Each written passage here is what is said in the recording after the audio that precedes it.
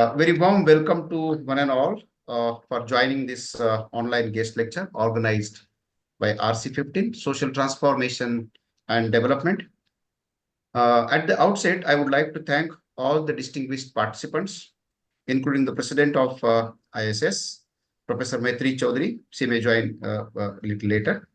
Uh, Secretary, Professor Shweta Prasad.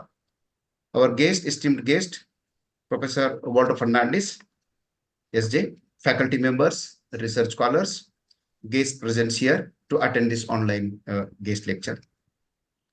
Firstly, it is an incredible honor to be elected as the convener of the RC15, Social Transformation and Development, and to conduct this first event of this RC in the annual year 2024. To begin with, this society's major academic work is being conducted through various research committees by allowing its member to participate in meaningful dialogue and discussions and exchange ideas, and allowing their members to participate in different RC committees, research committees. Presently, there are more than 20 RC committees, research committees, and several ad hoc groups that encourage both young and old members of the RC committee. This is including the All India Sociological Conference, which is being held every year across the pan India. Furthermore, the RCs are governed by its own rules and regulations in order to help students, scholars, professionally accepted their papers and excel academically also. Academic writings, workshops, midterm conferences that are conducted every year, enabling the research scholars and academicians to promote the new ideas and new research areas as well.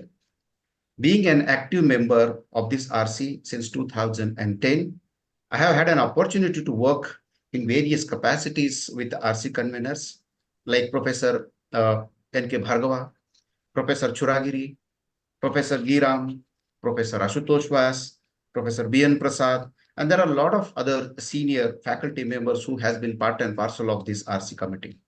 And I remember that when Professor Bhargava was sharing with me that Professor P.K.B. Nair started this research committee, I think in 17 years way back.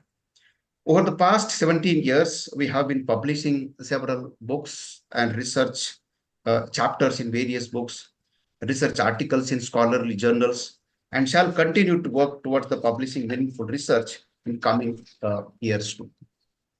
So we have more than 85 active members, RC members, the holistic engagement in various academic activities, and that includes attending the All India Sociological Conference that holds in knowledge creation in the current society.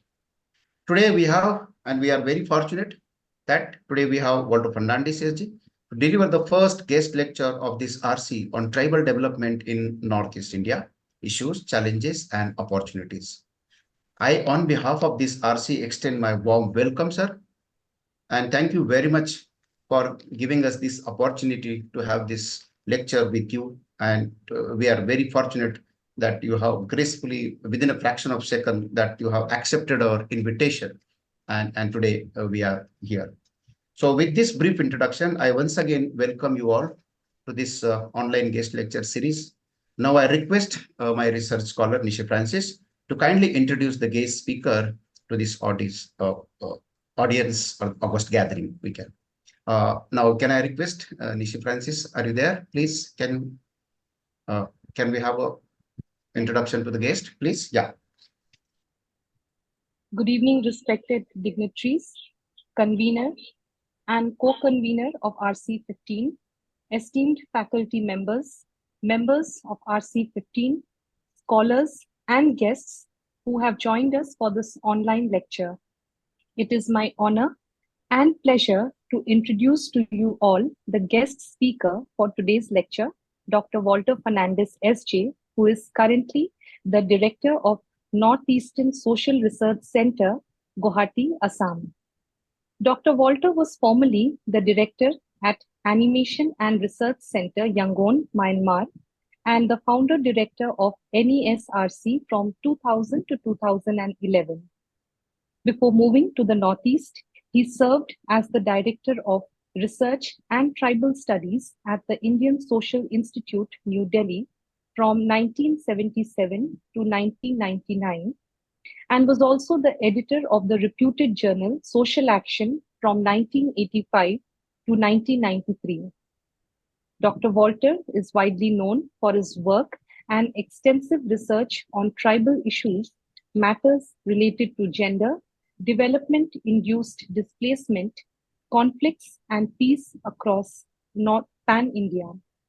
He has been a member of several Government of India committees, the last one being the National Commission for Land Reforms, chaired by the then Prime Minister from the year 2008 to 2014. Furthermore, Dr. Walter has been a visiting fellow in universities in India and abroad, while also having to his credit several publications both nationally and internationally. He has around 60 books, over 200 scholarly articles, and 150 newspaper articles published all throughout his academic career, both nationally and internationally. To mention a few of his works on the tribals of the Northeast are Rethinking Autonomy, Self-Determination and Sovereignty, Search for Peace in Northeast India, The Development Dilemma, Displacement in Meghalaya, 1947 to 2010, Ownership, Management and Alienation, Tribal Land in Northeast India, Living with Conflicts, Possibilities of Peacemaking in the Northeast, Landscape of Conflicts and Peace in the Northeast, The Role of Religion, Uprooted for Whose Benefit, Development-Induced Displacement in Assam, Identity Search and Security, Development-Induced Displacement in Mizoram, 1947 to 2010, Ethnicity and Land Conflicts, Development-Induced Displacement in Tripura, 1947 to 2010, and Relations Across Borders, Communities Separated by the Indo-Myanmar border, to name a few. With these few words and with no further ado, I would like to request our guest speaker for the day, Dr. Walter Fernandes, to kindly grace the event by addressing the august gathering with your enlightening words. Thank you, and over to you, Father. Thank you, Nishi Francis, and thank you, Dr. Kale, for this opportunity. It's a pleasure because I have not been attending all the annual events of this. I find it difficult to travel, so it's a pleasure to take part in one of the ISS events. Let me go straight to the theme. Tribal development in Northeast India, issues, challenges, and opportunities. To begin with, I want to say that you cannot take tribal development in Northeast India in isolation. You can best understand it by comparing it with, take the first, Nishi, take the first slide, yeah. Tribes in NEI. Ethnicity, it has, without seeing the major differences between what in the Northeast we call mainland India, but I prefer to, for your sake, I'll call it peninsular India and Northeast India. First of all, there is difference in ethnicity. Secondly, the languages themselves are considerably different. The indigenous issue in the Northeast is different from that in Peninsular India, what is called Central India tribes. So is the identity issue. Another difference is that the tribals in the Northeast are concentrated in smaller states, and their number is rather relatively low in bigger states. And because in this context, also the issue of autonomy is different in Northeast India. And so is the transition to modernity. So that has implications for tribal development in the Northeast. Next slide. So here you see Northeast India, the 7 sisters, and in the corner, the small brother, Sikkim. Now, let me begin with the population, difference in the population. In India's population of 125 crores, I'm still referring to the 2011 census, since we haven't had a census after that. In its census of 125 crores, about 10 crores, 8.6% are tribals. They are in peninsular India. They are spread over 9 big states and smaller numbers in others. In the Northeast, they are spread over all 8 states. However, there is a difference. In peninsular India, there are 20 to 30% of the population in 3 states, while in the Northeast, they are the majority in Nagaland, Mizoram, Arunachal Pradesh, and Meghalaya, which are somewhat small states. But they are only 12.9 in Assam, which is the biggest state of the Northeast, having about 2/3 of its population of 43 million in 2011. They are 31.8% in Tripura, which is the second biggest state population-wise in the Northeast, and 40% in Manipur, the third biggest state. It also means that there is greater tribal, non-tribal competition in the Northeast. The next slide, please.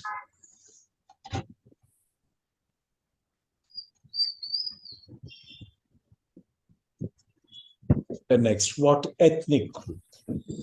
So that is the first difference of the population. The second difference is of the ethnic group. Tribes in India belong to 3 main ethnic communities. A relatively small number in peninsular India belongs to what anthropologists call the Negroid, having affinity with people of Africa. The biggest number in peninsular India belongs to what are called Australites, having affinity with the indigenous peoples of Oceania. That is one set of groups. While in the Northeast, most tribals belong to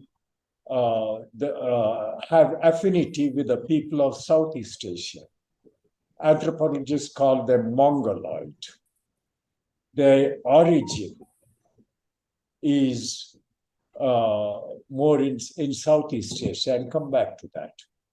So most tribes, even in peninsular India, are ethnically different from the 2 main inhabitant groups of peninsular India, that is Aryans and Dravidians.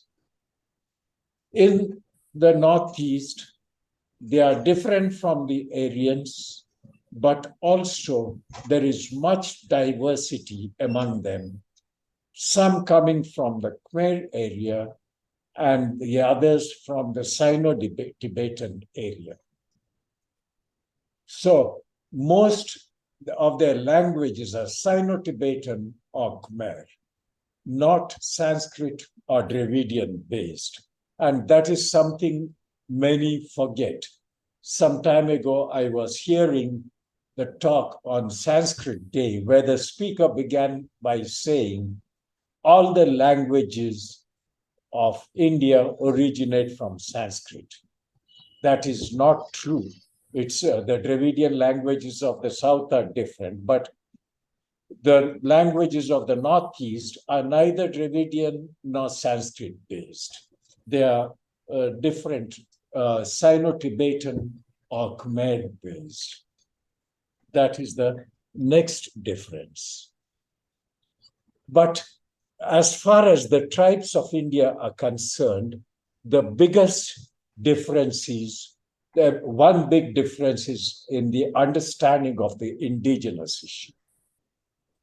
Commonality of all the tribes of India is in the stand of the government of India, which refuses to accept the indigenous status of anyone. I give four main reasons for it. The first is, because of the British divide and rule policy, which based the division on race and caste, the government of India finds it difficult to accept any indigenous issue that can divide people. They want unity, which is often understood as uniformity, which is not acceptable. So we need to find unity in diversity. The second is the fundamentalist stand that all the people of India, including the Aryans, are indigenous to the country. So it's very difficult to speak of any indigenous issue in that context. The second, when it comes to the tribes of peninsular India, is the difficulty of fixing a date to show that they are indigenous. Australasia, America, the Americas, you can fix a date, 1492 in the Americas, when the indigenous peoples were conquered and later massacred. Australia, I think it's 1771 or something, when the first ship landed. There's a definite date that marks the before and after of the indigenous status, the year of conquest. But that is not the case with the tribes of peninsular India. At the same time, the tribes of Northeast, the indigenous peoples of India, those who want to call themselves indigenous, have a definite date, 24th February 1826, the day on which the Yandabu Treaty was signed between the East India Company and the Emperor of Burma.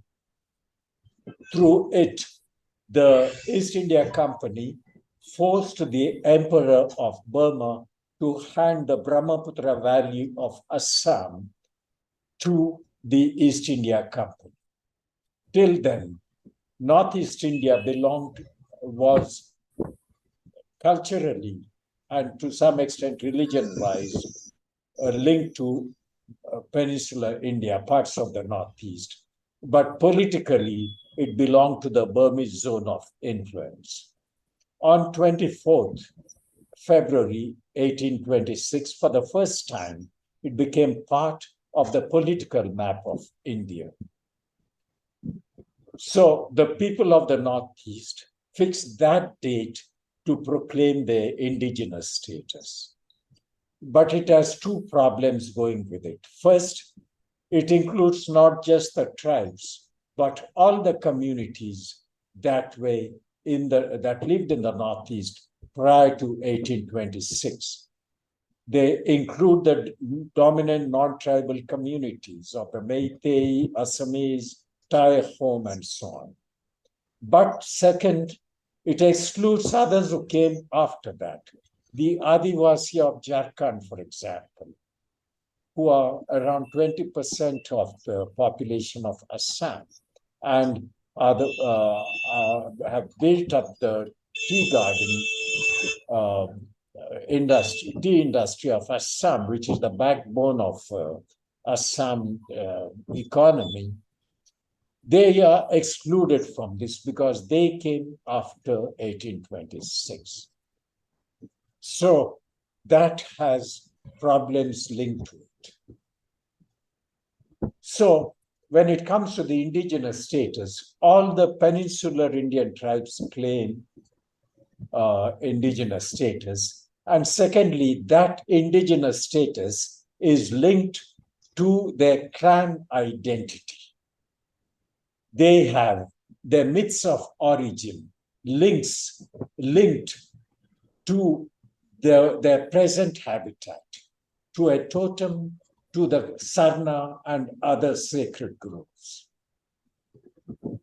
In Northeast India, the Kasi are probably the only tribe having both myth of origin and the sacred groves.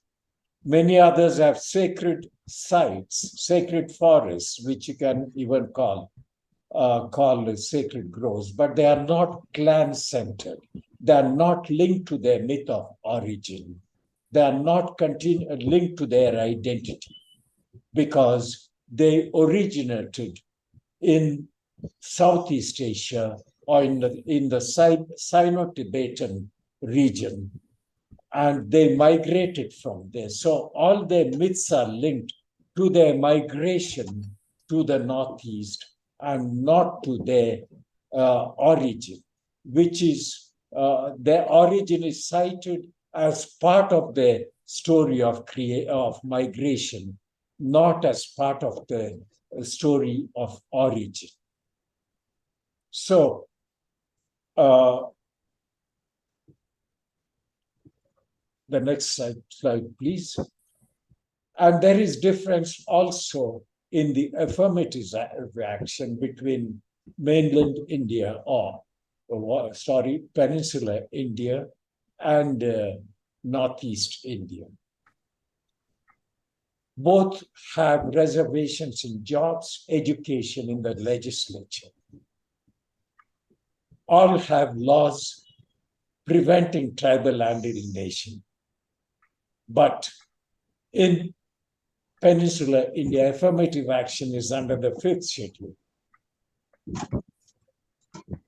And they have the PESA Act 1996, which allows them panchayati level administration according to their customary practices. However, a major difference from the Northeast is high illiteracy, malnutrition, and poverty among them. Poverty keeps a majority of them away from education, which is basic to their accessing education. So only a small minority among them accesses the reservations. It means reservations have also become a tool of strengthening class formation among them.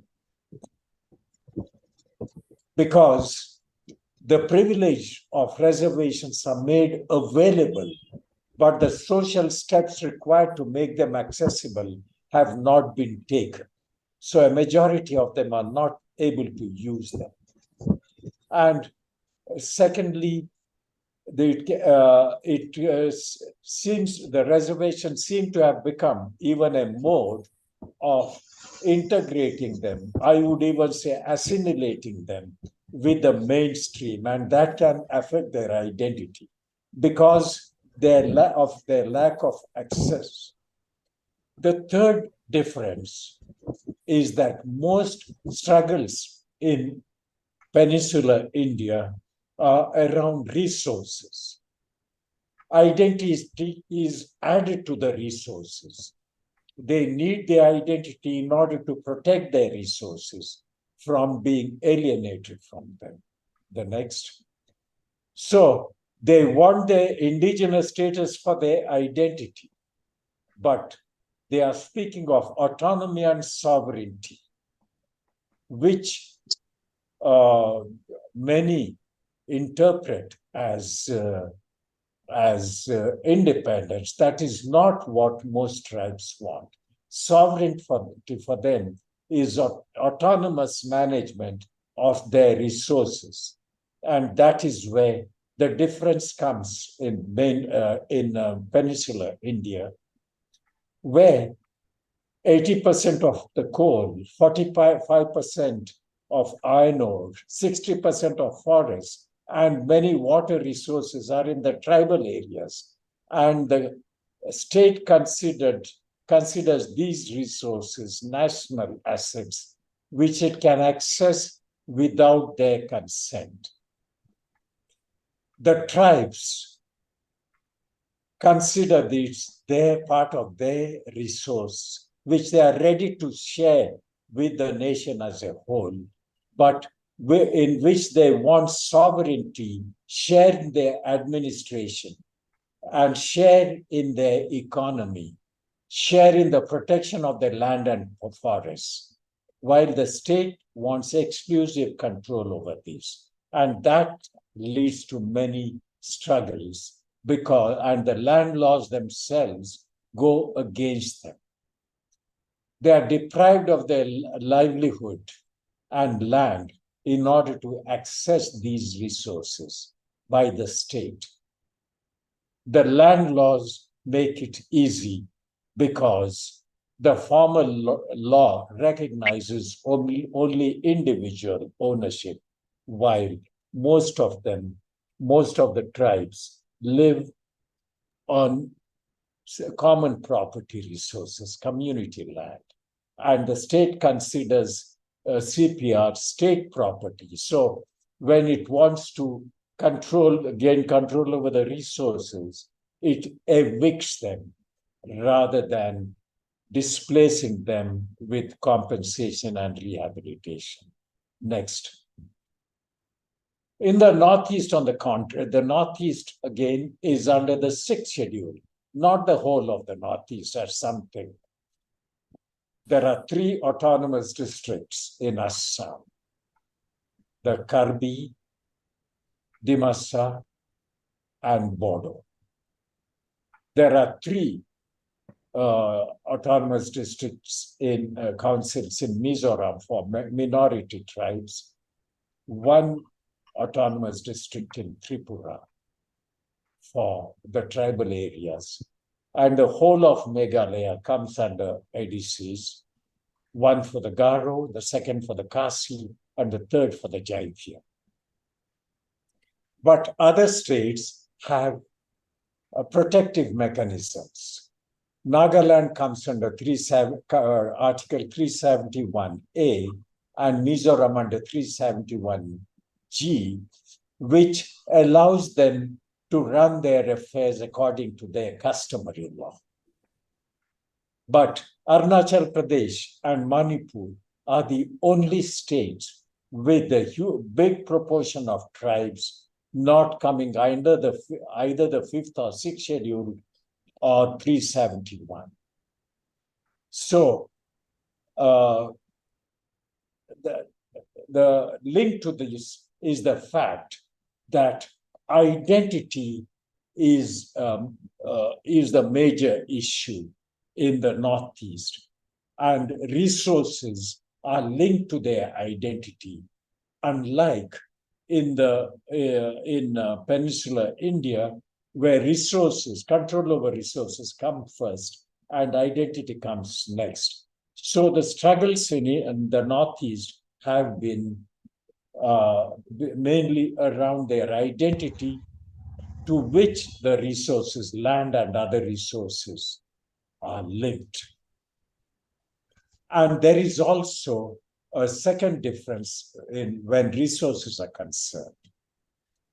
In the Northeast, the focus is on identity and on resources in peninsular India. But when it comes to the resources, in the Northeast, the focus is on protection, while in peninsular India, it's on development. The tribes of Northeast are afraid of losing their resources to non-tribals, and they want to own them. The whole conflict in Manipur is around land, in the hill tribes against the valley-based Meitei. The whole issue of land and resources in Assam and elsewhere. So the problem is linked to that. They focus on its protection and ownership, not on their development. While in Peninsular India, the tribals want to develop the resources, but as part of their autonomy, they want a share in their development. They want another type of equitable development because today they are marginalized by the present form of development. And in the Northeast, the tribes focus on protection with inadequate attention paid to the development of land and other resources.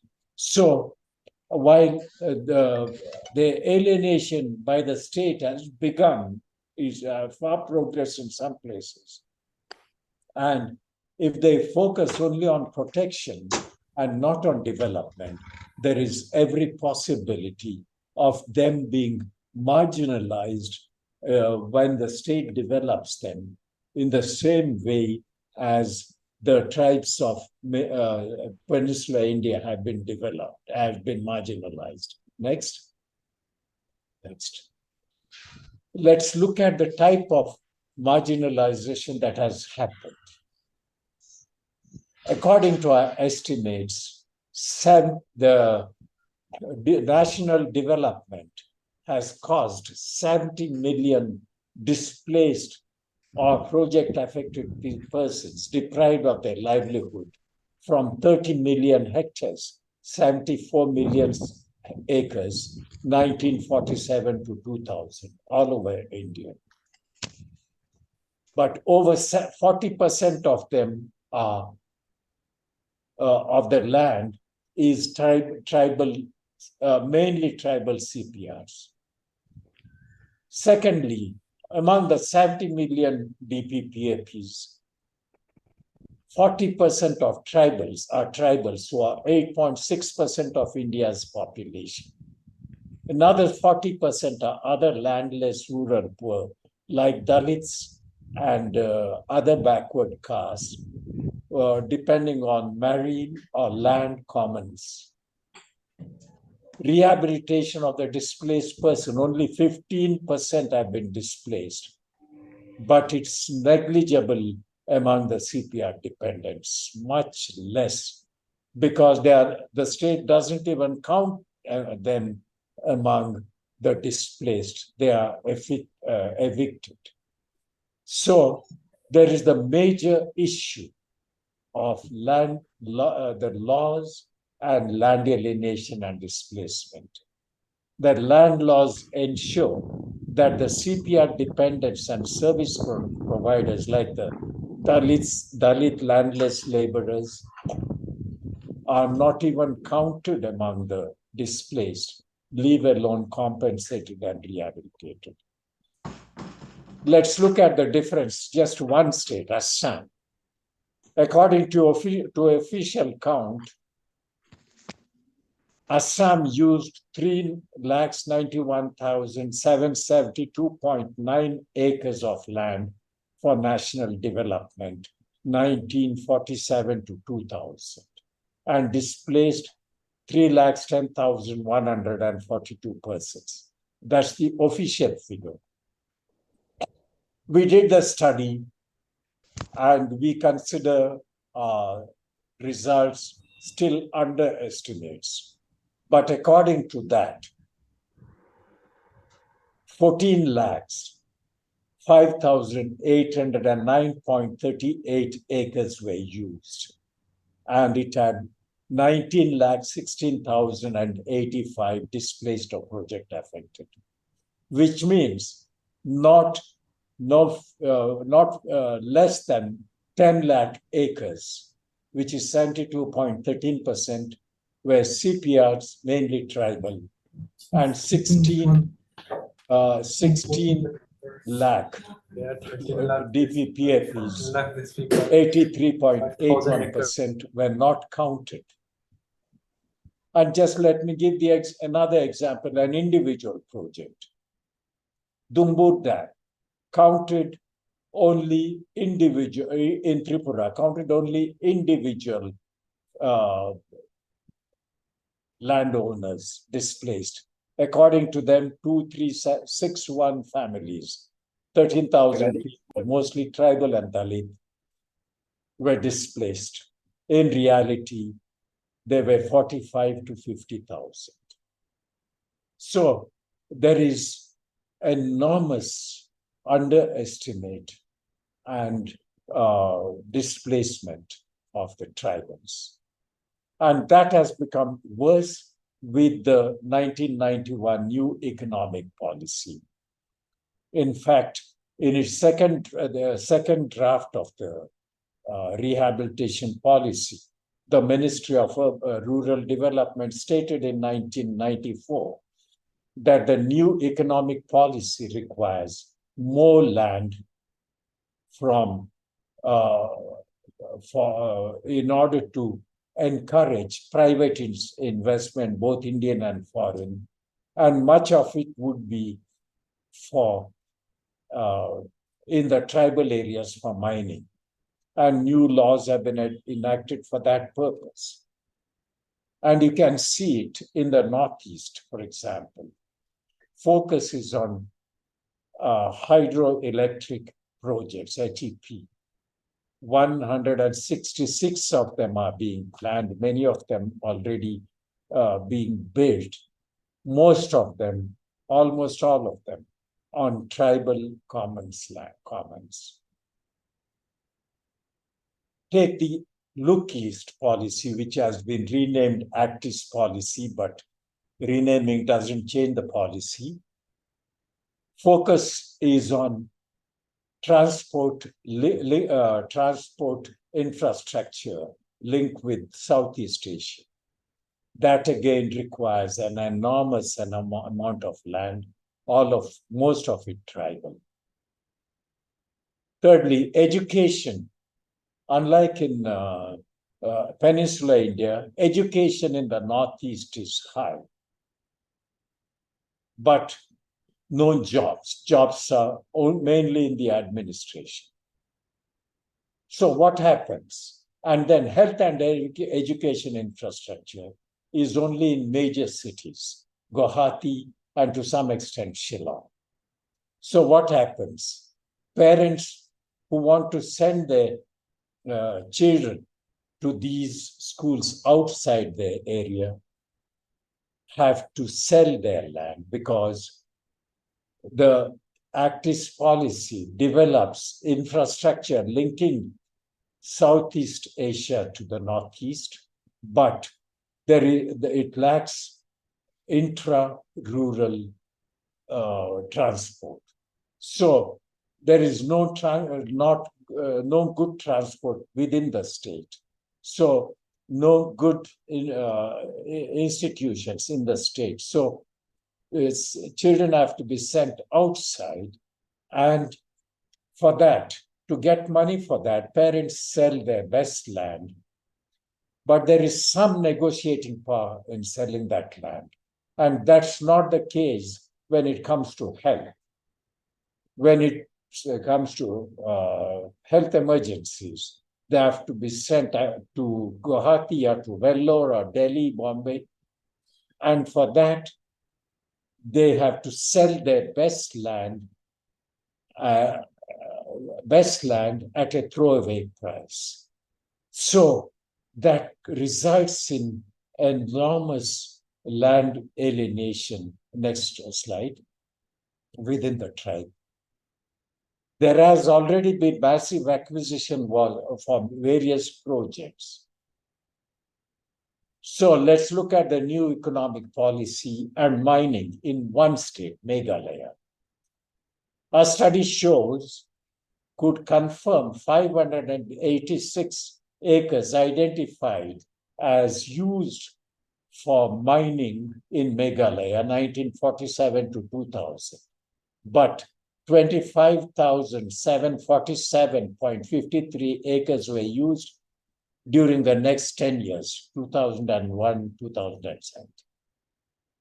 So you see the difference, the extent of a land takeover in the name of development. These 166 hydropower dams planned, they will take over tribal land mostly. And there is no serious thinking on the type of industries, nature of development, education, and health. And it can result in enormous impoverishment and land alienation, as it has happened in peninsular India. And the type of land laws, imposition of the formal individual-based law on the traditional community-based tribal customary law makes encroachment and land alienation easy. Basic to alienation is imposition of formal law on the community-based customary law in the egalitarian tribes. Secondly, women's status is better, but they are not equal to men, better among the tribes, because all tribes are patriarchal, but women have some higher social status relative. Now, such modernization without preparation strengthens both patriarchy, deprives women of the little social power they have, and strengthens class formation in what were egalitarian tribes. So the type of infrastructure, as I said already, adds to the problem. Good quality educational and health centers are available, as I said, only in the major cities. Transport is highway link with ASEAN countries. Rural health and rural transport and rural schools are neglected. So parents have to send their children have to sell their land for education and health, and landlessness and conflicts are basic to this. Next. Now, and what is important is that much of the land alienation today is internal. That is, rich members of the tribe taking over land from poor members. Very strong class formation. And that can create another type of vested interest. So this type of modernization development can take the Northeast tribals towards the type of impoverishment that peninsular tribes have witnessed. It can strengthen patriarchal class formation. It doesn't mean that they should not have modernization and development. But the question is, what type? Unfortunately, most tribes in the Northeast are asking for privileges within this system. I think they need to search for alternative development based on modernizing their tradition. Traditional land ownership system, traditional technologies, upgrading and modernizing their agricultural systems, etc. In other words, the main justice issue in tribal development in the Northeast are the first, the identity of the tribes and ethnic minorities. The right to manage their affairs, not independently, but as part of a larger state. But this right is not recognized.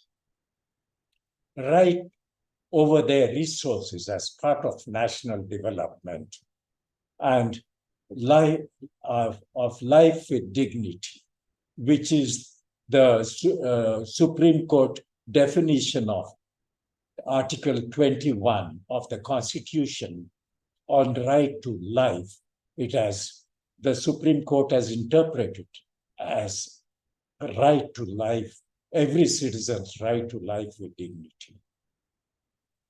Another justice issue is their right to be part of national development, instead of paying the price for the development of another class.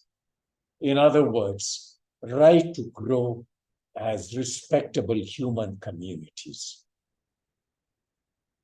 On their part, as I said, the problem is their focus is on protecting their land and identity, and that is required.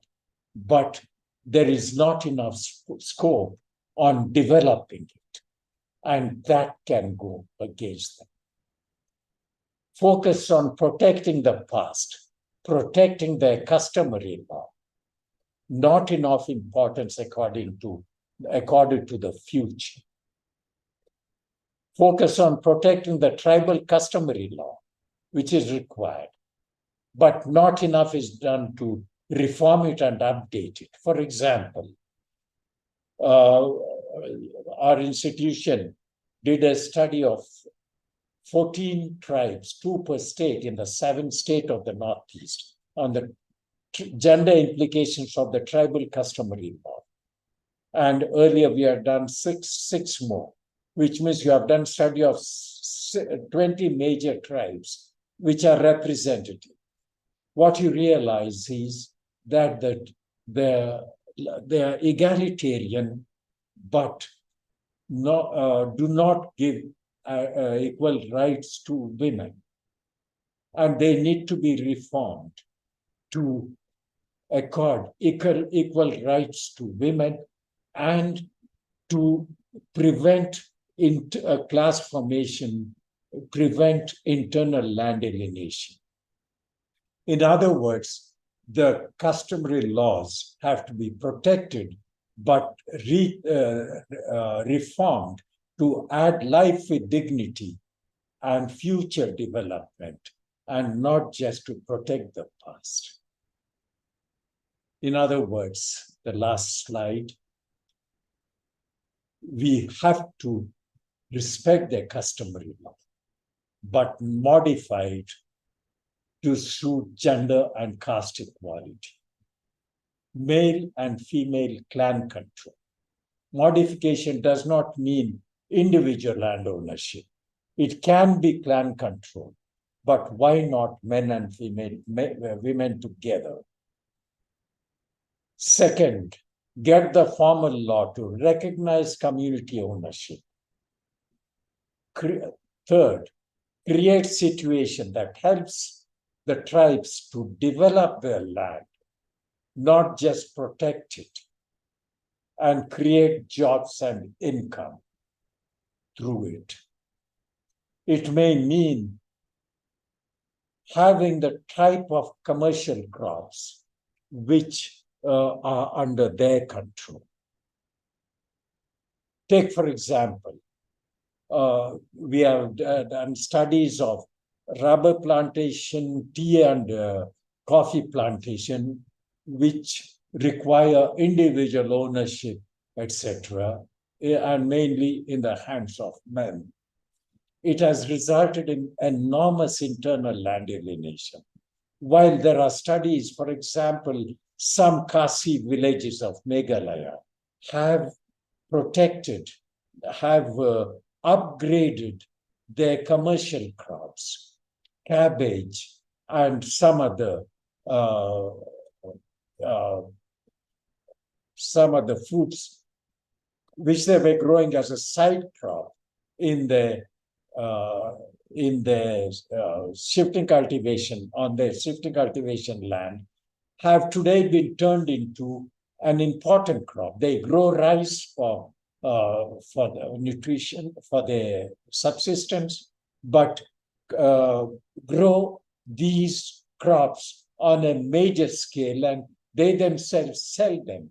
So they are able to protect their land and develop it. And I think we need to learn something more than that. Also, encourage processing and marketing of the agricultural produce, of commercial crops which are under their control, not those that are imposed from outside. So, in other words, we need development that includes economic structure, local infrastructure building, human growth, and environmental protection. With that, I stop. Thank you. Yes, thank you very much, Dr. Walter Fernandes. Thank you, dear all participants. Yeah, we're supposed to have B.N. Prasad and Ashutosh, but they could not join due to some reasons. But now we will have a discussion and some questions and answers on this. First of all, I would like to say a couple of things from my side that we have been working very closely on various issues such as livelihoods of Adivasis in central belt of India, plus the issues of land alienation and displacement and dispossession from the resources and regimes of dispossessions in various parts. And of course, there are some kind of maybe the policy level debates and discussions are also has taken place in various parts of our country.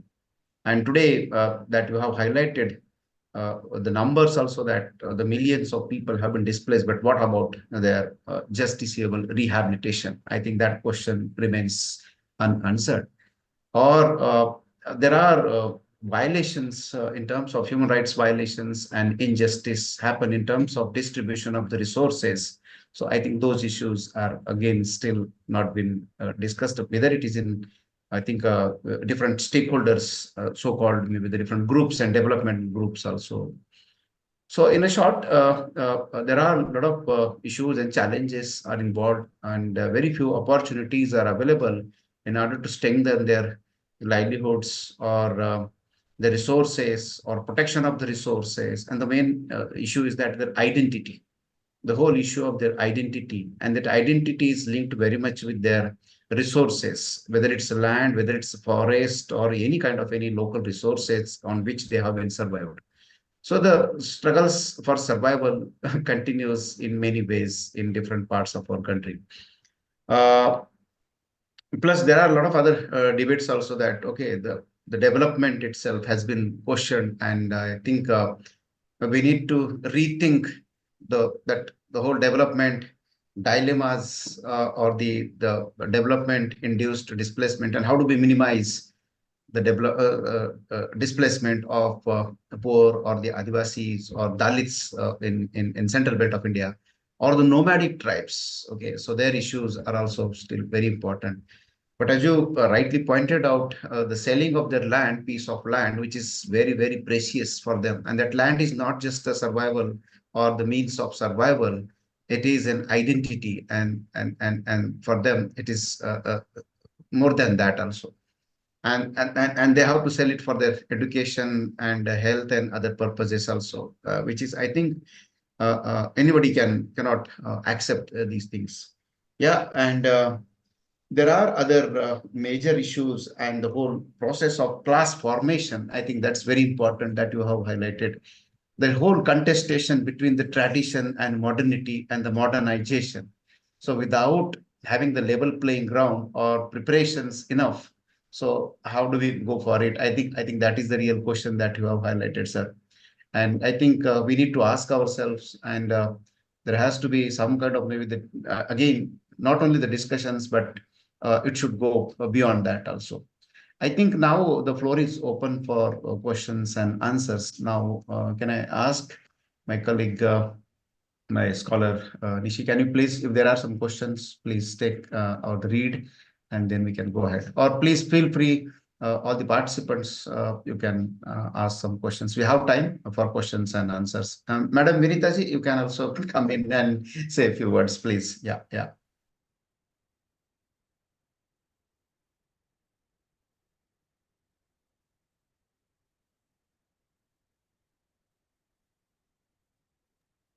Yes, Vinita ji.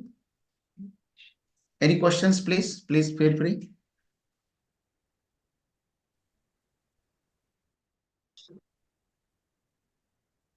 No one. Right.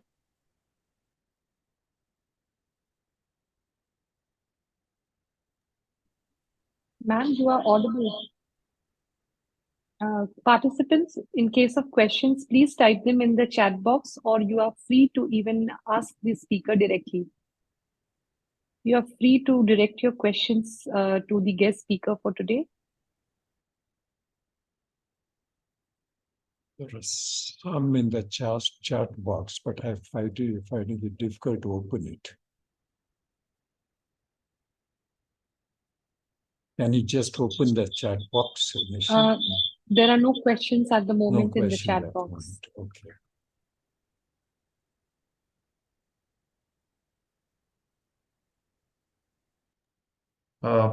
Professor Bhargav sir, would you like to say a few words or some participate in discussion, please? Bhargav sir, Churagiri sir.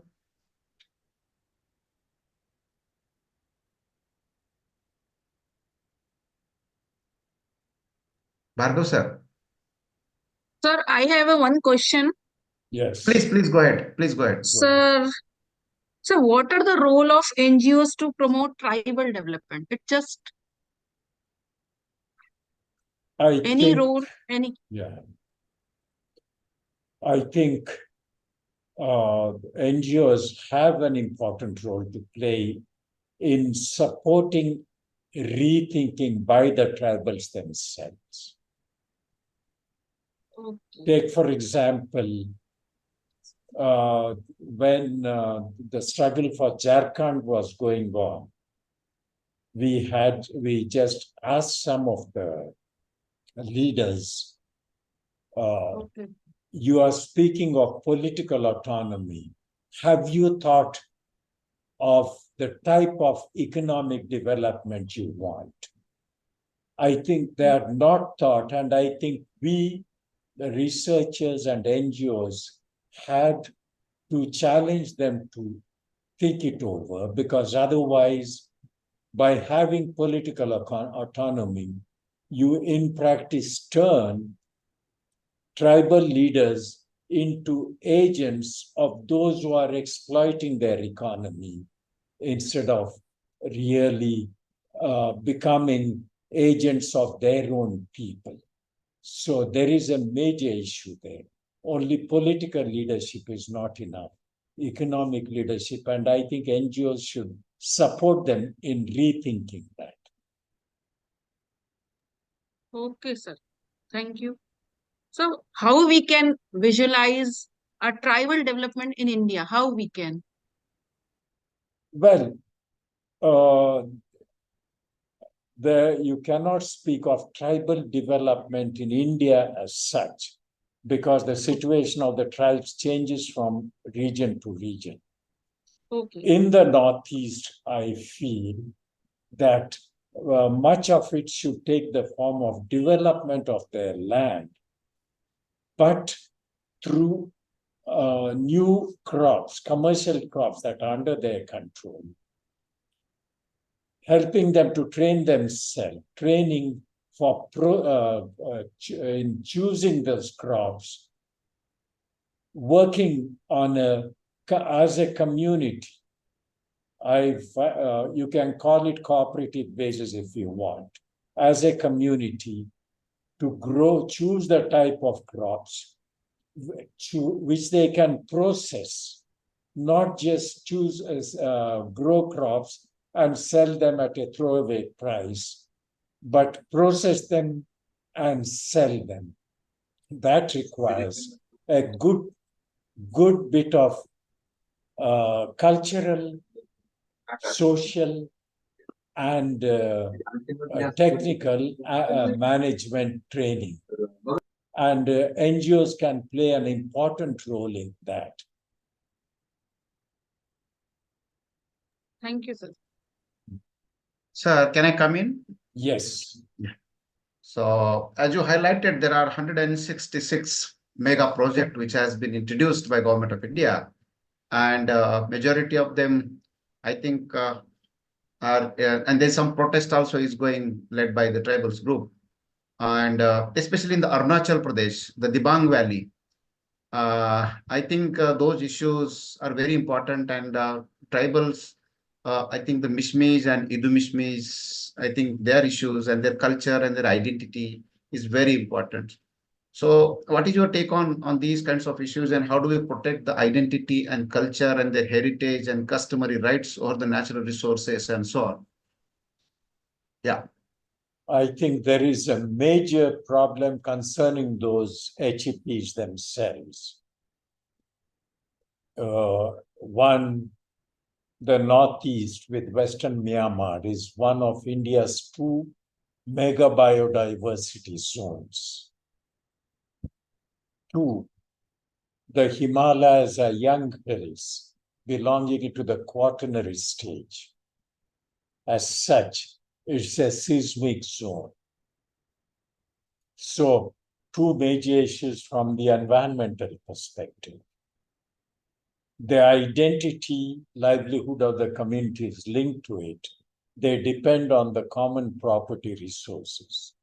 And while the dams are planned, no state in the Northeast even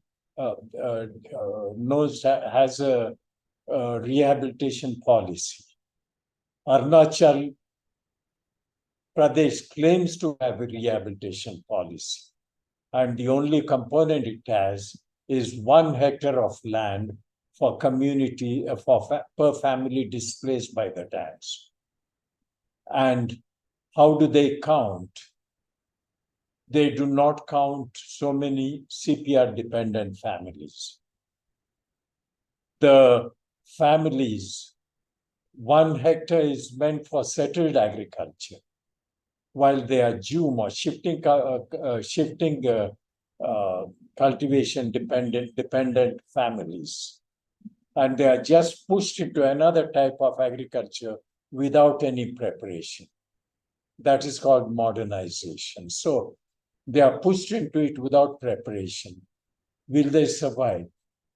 The experience of Chhattisgarh of many years of banning shifting cultivation shows that they cannot without adequate transition of also other places. Now, you have the culture, identity, economy, subsistence linked to their land, and they are just pushed out. So you have social, economic, environmental issues that need to be dealt with, and most of them are ignored in the planning of these dams, and that's the problem. So they need to be questioned from this point of view. Okay, sir. Yes. Thank you very much. Thank you. Thank you. It was very enlightening, and showing the different what are the issues in the current context and what could be the possible ways for their development, and whose development and at what cost, and all those things has been raised these issues by various stakeholders.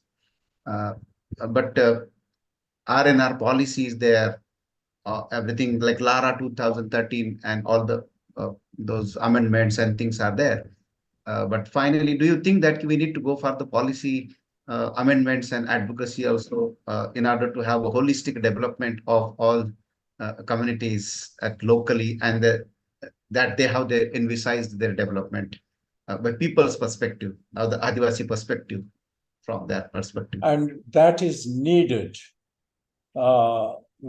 Take, for example, Dr. Manmohan Singh spoke of the need for inclusive development. Yeah. I think we need to define it and demand it. That has not been done.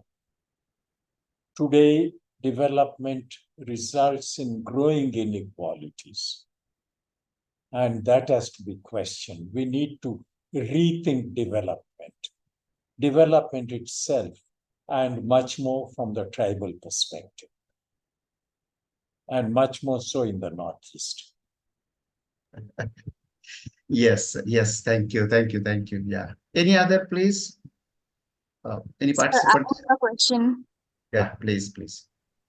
Please tell Little, your name. First, tell your uh, name and sir, hello, sir. My name is Irma Kirketa, and I'm a final year student from TIS Tuljapur campus.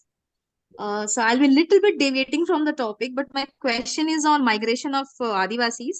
So talking of migration among the Adivasis from central India, majorly reason being poverty or any other factors, I would like to know your perspective on the statement like Adivasi being a community free and not care much about the children of for migration and like as many say that Adivasi communities is not so concerned about the loss of honor as the comparison in comparison to the caste society. So, sir, I would like to know your perspective on this. You see, there are two different issues in that. One is migration, free migration, which is their right. They can go to improve their economic and social situation. But today, much of the migration, from the Northeast and to a great extent from Jharkhand and Chhattisgarh, though less than in the Northeast, is linked to human trafficking. And that is something that we need to look at carefully and see what can be done about it. And that is, of course, linked to impoverishment and the vested interest of some in their poverty. I think I do not question migration as such. That is their right. But migration linked to impoverishment and human trafficking, and that is where they need protection. Have I answered your question, Irma? Sir, so Yeah. my main question was actually like we sometimes the statements are like Adivasi being a free community, like free, and they send their children openly. They do not lament on their children not coming back from migration or being trafficked. So it has always been compared with the caste society or with the terms of like the loss of honor. So do you think that Adivasis they don't have honor or they do not lament on the loss of their children for migration? No, you see, the dominants always find victim blaming causes for injustice, to defend injustice. And these statements are part of the victim blaming causes. We cannot accept them. We just have to look at the situation that forces them to migrate, and it's forced to some extent, and see what can be done about it. And we cannot justify human trafficking in any form. Have I answered your question? Yes, sir. Yes, sir. Thank you so Yeah. much. Okay. yes, sir. Thank you so much. Thank you very much. Yes, Irma, thank you. Thank you. Yeah. Any other, please? Yeah. Yeah. There is one question in the chat box that, yeah. Would you like to read it? Can you please read it? Yeah, yeah. Yes. So the question is, how does cultural identity connect to modernizing agriculture? How does cultural identity connect to modernizing agriculture in the present context, I believe? That is the question, if I've read it correctly. Yes.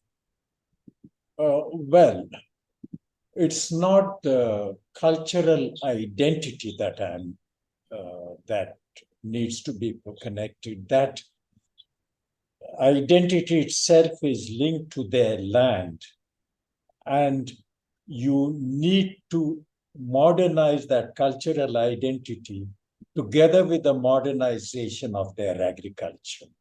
you cannot say you begin with your culture and modernize, rather modernize your resources and in the process, modernize your culture, which is linked to it.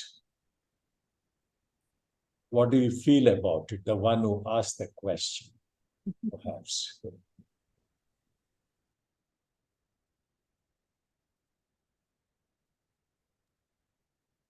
Yes, sir, but Yeah, sir, Jambulkar. Tibetan language. Yes, Yeah, Jambulkar, you need to little loud, please. Little loud, please. Yeah. sir, it's okay now. Yeah, Little bit. Okay. yes. Hello, sir. Sir, you respectfully said that's Tibetan language. So, in which context it's something different as compared to the Dravidian and the Sanskrit language? Beg your pardon? How?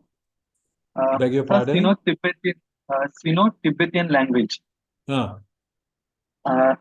What is the concern their identity currently in Northeast, and how it? Well, Uh,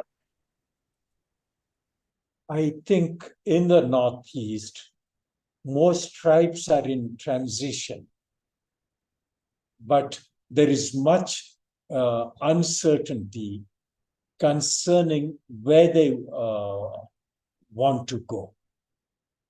And that is where I think there has to be a rethinking on the type of modernization.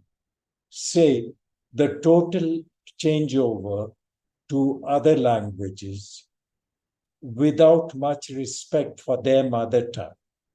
How can we combine those two? I think that's a major challenge they face. Focus only on English or Hindi or the regional language at the cost of their language. How do you put those two together?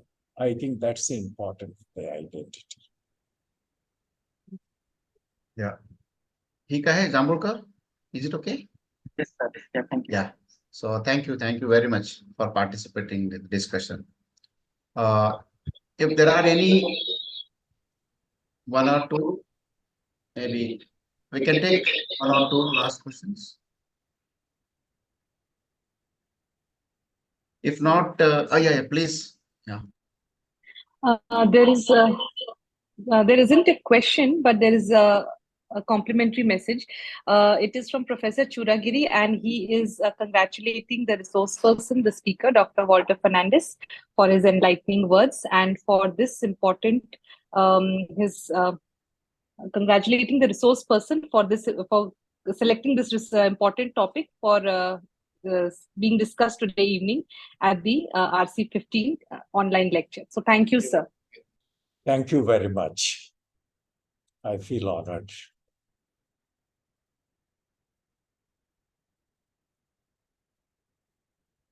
I think. So there was a message from Professor Maitri Chaudhary, our ISS president, that she could not join due to she was traveling, but she has extended her regards and congratulated for organizing this guest lecture. And Thank you. she was remembering you. Good, thank you. Plus, I think Professor N.K. Bhargava sir is also there.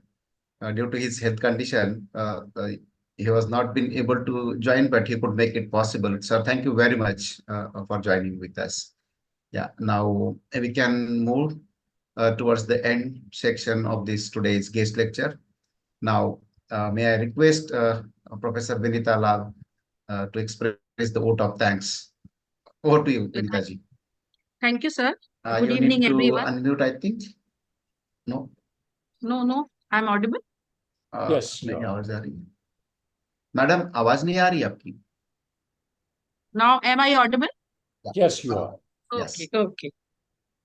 Good evening, everyone. It has been such an honor to be a part of this wonderful lecture. And on behalf of RC15 Social Transformation and Development, first of all, I would like to extend my heartfelt gratitude to our esteemed President of Indian Sociological Society, Professor Maitri Chaudhary, for logistic support. And thank you, ma'am. Then I would like to thank Professor Shweta Prasad, ma'am, who is a secretary of Indian Sociological Society. Always supported to us. Thank you, ma'am. My heartfelt thank you to our guest lecturer, Dr. Walter Fernandes, sir, who spared a time from his busiest schedule. And today we had an opportunity to hear your thought about tribal development in Northeast India. Sir, it was a very expressive and sharing you very enlightening knowledge. So thank you, sir. I thank to all my distinguished invitees, research scholars from various institutions for their involvement and willingness. My sincere gratitude to Professor Churagiri sir, Naresh Bhargav sir, for added to glory to this session. And I would like to thank you, Boinu, Office Secretary ISS, who always help us. Thank you. A special thanks to convener of RC15, Professor Sampat Kale sir, who took the responsibility of the online lecture to be success. So I thank you to all your cooperation in making this event a resounding success. Thank you. Over to Kale sir. Thank you, Professor Vinita Lalji. I think with this word, we can stop here. And special thanks to Walter sir. Thank you very much. Though we are very busy in different activities, but you could make it possible. Thank you. It was wonderful. And again, we will have some kind of maybe the opportunity to meet in future also.